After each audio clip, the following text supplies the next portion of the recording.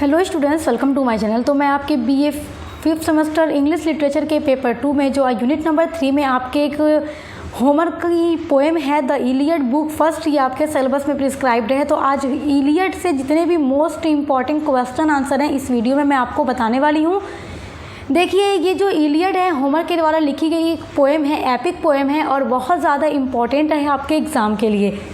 तो देखिए, इसके पहले जितने यूनिट्स हैं आपकी सभी से मैं लगातार क्वेश्चन आंसर की वीडियोस अपलोड कर रही हूँ जो आपकी परीक्षा के लिए इम्पॉर्टेंट हैं और वो क्वेश्चन 100% आएंगे ही आएंगे, क्योंकि आप ये तो बात याद रखिएगा कि हर यूनिट से क्वेश्चन ज़रूर पूछेगा और वेरी शॉर्ट में 10 क्वेश्चन जो आते हैं वो आपके हर यूनिट से आते हैं, इसलिए आपको मैं पूरा प्रोवाइड कराती हूँ। तो आप पूरा देख कर ही वीडियो एग्ज़ाम में जाया कीजिए और बार बार कहती हूँ स्क्रीनशॉट कर लिया कीजिए सारे क्वेश्चंस को या कहीं नोट डाउन कर लिया कीजिए।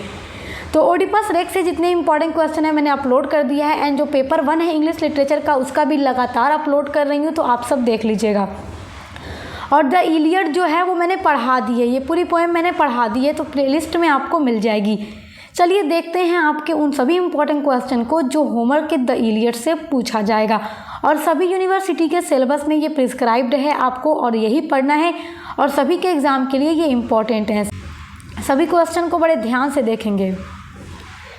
पहला इंपॉर्टेंट क्वेश्चन देखिए, who had killed Patroclus in the Iliad. आपने पढ़ी है ये एपिक, ये पोएम आपने पढ़ी है ना, मैंने पढ़ाई है आपको। तो बताइए पैट्रोक्लस को मारा किसने था, किसने मारा था पैट्रोक्लस को? तो हेक्टर ने मारा था, जो कि ट्रॉय का राजकुमार था। और पैट्रोक्लस जो था ये लड़ रहा था ग्रीक के लिए। तो हेक्टर किल्ड पैट्रोक्लस इन बैटल, यानी कि युद्ध में पैट्रोक्लस को हेक्टर मार देता है। But it was not a clean fighting, ये क्लीन फाइटिंग नहीं थी। Apollo help to knock Patroclus off his feet. देखिए, अपोलो ने पैट्रोक्लस को उसके पैरों से गिराने में मदद की। And a young soldier made the first hit, और एक युवा यानी यंग सोल्जर ने पहला प्रहार किया। But Hector finished him off and that is why we consider him to be the murderer. लेकिन हेक्टर ने उसे मार डाला और इसीलिए हम हेक्टर को मर्डरर यानी हत्यारा कहते हैं, क्योंकि हेक्टर ने ही पैट्रोक्लस को मारा था। और पैट्रोक्लस जो था एक्लीस का बहुत अच्छा दोस्त था, तो वो आगे बदला भी लेता है, आपको पता है, वहाँ से भी क्वेश्चन आएगा तो सारा इस वीडियो में बता दूंगी, आपको परेशान होने की बिल्कुल भी ज़रूरत नहीं है। अगला इंपॉर्टेंट क्वेश्चन देखिए, how long is the Iliad. ये मोस्ट इंपॉर्टेंट है और 100% पूछा जाएगा, बहुत इंपॉर्टेंट है। इलियड कितना लंबा है? देखिए, इलियड जो है बहुत लंबी पोएम है क्योंकि ये एपिक है और एपिक मैंने बार बार आपको बताया है कि एक महाकाव्य होता है, बहुत लंबा होता है। The Iliad by Homer is an extended narrative that occupies 15,693 lines. इसमें क्या है, 15,693 लाइन्स हैं। In most hard cover edition 1 page contains 23 to 25 lines. देखिए, इसमें एक पेज में लगभग 23 से 25 पंक्तियाँ हैं। It makes up approximately 600 pages, इसमें लगभग 600 पेज हैं। If you read the book with A speed of 250 words पर मिनट, और अगर कोई भी इंसान इस किताब को पढ़ रहा है, इस एपिक को पढ़ रहा है और 1 मिनट के अंदर अगर 250 वर्ड्स को पढ़ पा रहा है, स्पीड तेज़ रखा है, तो you will finish it in 10 hours, तो तुम इसको 10 घंटों में पढ़ लोगे। मतलब इतनी बड़ी ये पोएम है कि अगर स्पीड बहुत तेज़ हो तो 10 घंटे में ये इंसान, कोई भी इंसान इसको कंप्लीट कर पाएगा। अगला इंपॉर्टेंट क्वेश्चन देखिए, सारा क्वेश्चन इंपॉर्टेंट है इसीलिए तो मैं पूरे यूनिट्स का अलग अलग प्रोवाइड करा रही हूँ ताकि आप हर यूनिट से अच्छे से तैयारी कर लें। अगला है, ये तो बहुत इंपॉर्टेंट है, why does Achilles refuse to fight. हाँ, ये इसलिए पूछेगा क्योंकि जो एक्लीज है इस एपिक का, इस पोएम का हीरो है, तो इससे जुड़ा क्वेश्चन ज़रूर पूछेगा। जैसे कि आगे भी एक क्वेश्चन आएगा बहुत इंपॉर्टेंट जो बताऊंगी, नोट कीजिएगा। एक ये नोट कर लीजिए, एक ये नोट कर लीजिए और आगे आएगा वो भी मोस्ट इम्पॉर्टेंट होगा। Achilles refuses to fight for the Achaeans because Agamemnon The commander-in-chief insulted his honor. देखिए एक्कीलीज़ लड़ने से क्यों मना करता है, क्यों इनकार करता है। तो एक्कीलीज़ ने आकेन्स के लिए लड़ने से इसलिए मना कर देता है, इसलिए इनकार कर देता है क्योंकि जो आगामेम्नन है ये चीफ कमांडर है, मतलब कमांडर इन चीफ है ग्रीक के सैनिकों में, और वो उसके सम्मान का अपमान करता है, इंसल्ट करता है। कौन? आगामेम्नन इंसल्ट करता है एक्कीलीज़ को, तो दोनों के बीच में झगड़ा हो जाता है। तो इसलिए एक्कीलीज़ लड़ने से मना करता है। वजह क्या थी देख लेते हैं।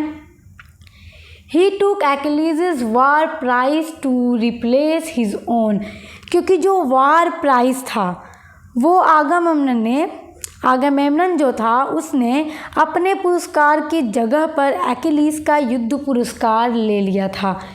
एक्कीलीज़ does not fight for his women, Achilles अपनी महिला के लिए लड़ने से इनकार कर देता है, क्योंकि जो लड़की एक्कीलीज़ को दी गई थी वो आगामेम्नन ले लेता है, जबकि एक्कीलीज़ अब उस लड़की को चाहने लगा था। तो जब वो लड़की को ले लेता है दोबारा से, तो इस बात से एक्कीलीज़ बहुत गुस्सा होता है और वो ग्रीक के लिए लड़ने से मना कर देता है, क्योंकि ग्रीक सैनिकों में सबसे ज़्यादा अगर कोई ब्रेव था, कोई महान था, तो वो एक्कीलीज़ था। अगर ये न लड़ता तो ग्रीक का हारना तय था।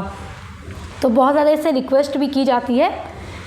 देखिए but wishes that the Greek suffers so that Agamemnon realizes he should not have started the conflict with Achilles।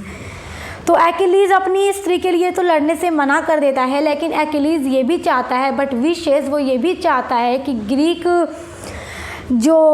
हैं, जो यूनानी हैं, उनको काफ़ी ज़्यादा कष्ट यानी सफ़र सहना पड़े इस युद्ध में, ताकि आगामेम्नन को रियलाइज़ हो सके कि उसे शुरू नहीं करना चाहिए था कॉन्फ्लिक्ट्स विद एक्कीलीज़, एक्कीलीज़ के साथ लड़ाई झगड़ा संघर्ष शुरू नहीं करना चाहिए था, क्योंकि हारेगा तो जाहिर सी बात है कि पछताएगा, क्योंकि एक्कीलीज़ बहुत महान योद्धा है।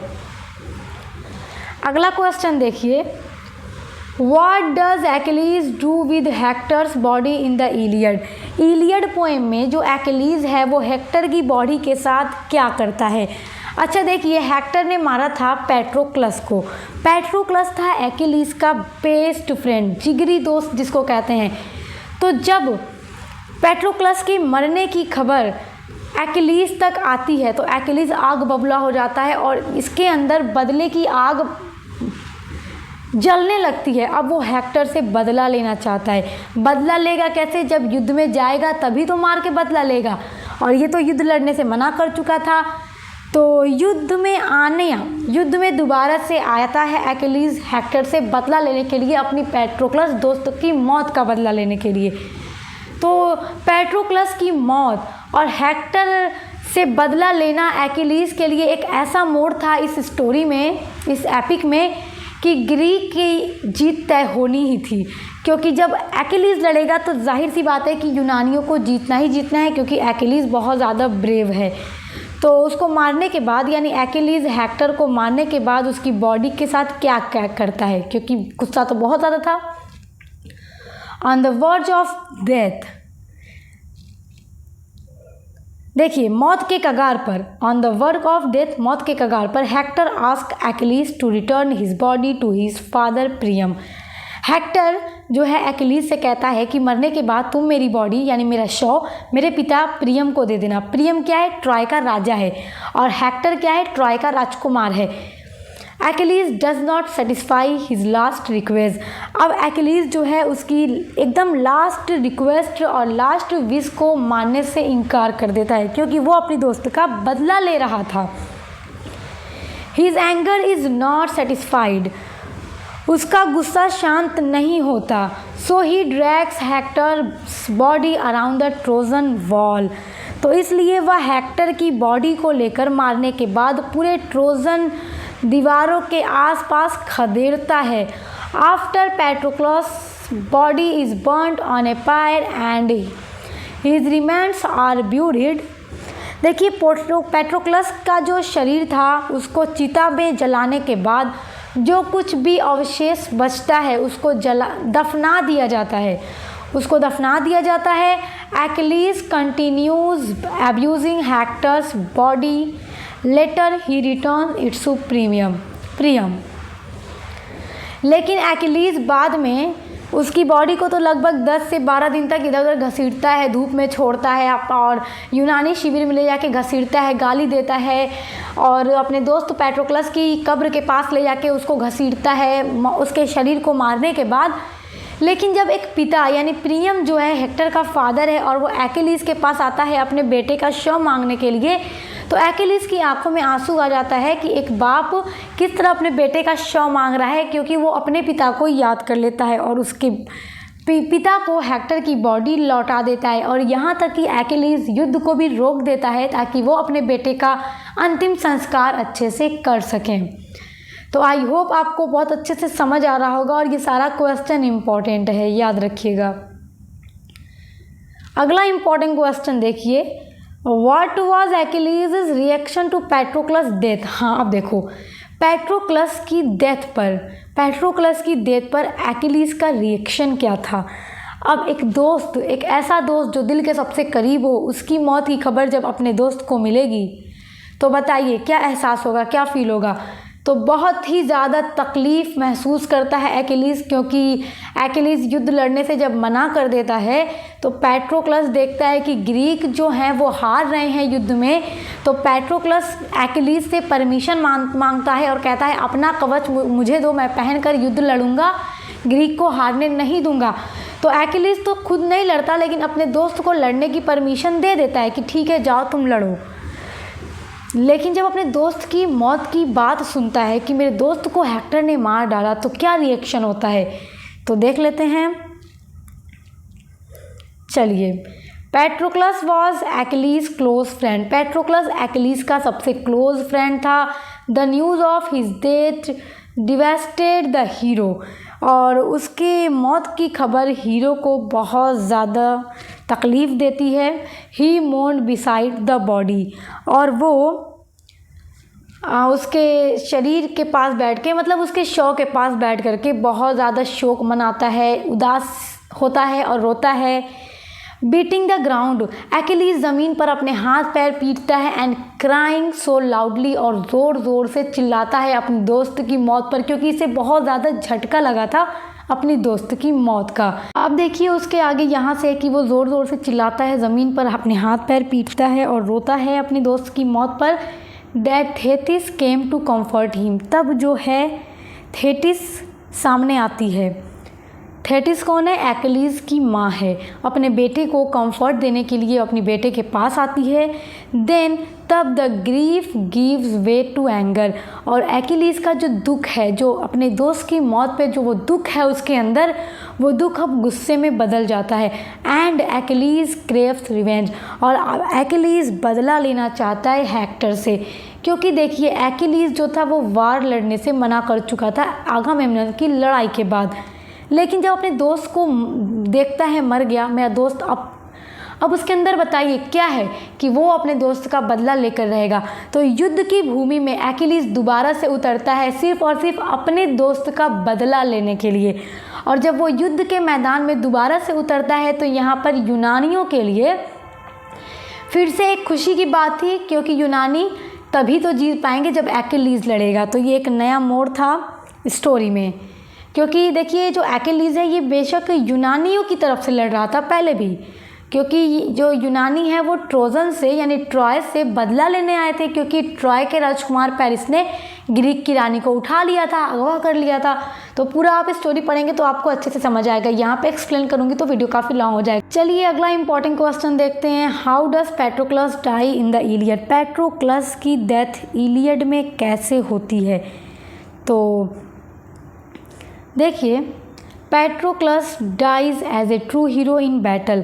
पैट्रोक्लस जो है वो मारा जाता है एक हीरो के रूप में, युद्ध के मैदान में मारा जाता है, क्योंकि ये हीरो की तरह लड़ता है। He killed every Trojan who met on his way and save the Achaean ship. वो अपने रास्ते में आने वाले सभी ट्रोजन को मार देता है, अपने रास्ते से हटा देता है, क्योंकि पैट्रोक्लस ग्रीक के लिए लड़ रहा है। याद रखिएगा किसके लिए लड़ रहा है? ग्रीक के लिए। His intervention made the Trojans, देखिए दिख रहा है, रुक जाइए अब दिखेगा है ना। His intervention made the Trojans retreat and started the end of the fortified city। देखिए, उनके हस्तक्षेप में ट्रोजन पीछे हट जाते हैं और गढ़ वाले शहर का अंत भी शुरू हो जाता है। ज़ियस प्रेडिक्टेड पैट्रोक्लस डेथ, और जो ज़ियस हैं वो पैट्रोक्लस की डेथ की भविष्यवाणी भी की थी उन्होंने। And there was no way to change his fate, और भाग्य को बदलने का कोई अब रास्ता नहीं था। ज़ियस जो थे वो देवता थे और उन्हें पैट्रोक्लस की मृत्यु की भविष्यवाणी भी की थी, और अब भाग्य को कोई बदल तो नहीं सकता, और इसलिए पैट्रोक्लस की जब डेथ होती है तो ज़ियस के द्वारा की गई जो भविष्यवाणी थी वो सच साबित हो जाती है। अगला इम्पॉर्टेंट क्वेश्चन देखिए, does Achilles die in the Iliad.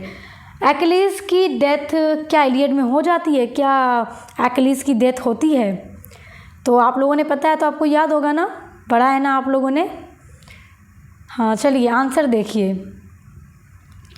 The Iliad finishes before Achilles is killed. जो ये एपिक है इलियड वो ख़त्म हो जाती है एक्लिस के मरने से पहले ही।